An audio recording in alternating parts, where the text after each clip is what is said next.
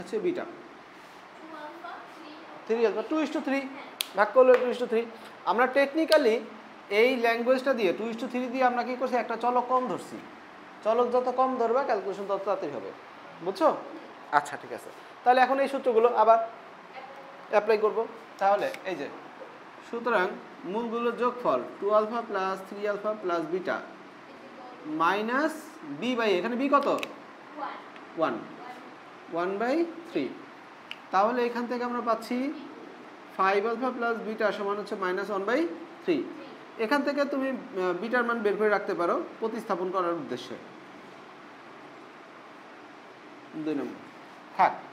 এবার আমরা এটা আমাদের ডান হয়ে গেল। এখন এই দুটো থেকে যে কোনো একটা নেব, দুইটাও লাগতে পারে, কোনো কোনো অঙ্কে দুটো তিনটা সূত্রই লাগে। আচ্ছা তাহলে কোনটা নিলে সুবিধা হবে না?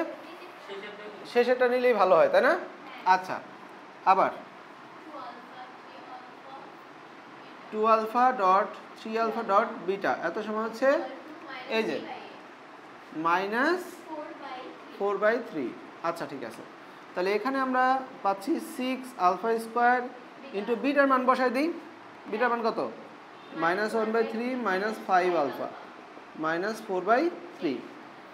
আচ্ছা তাহলে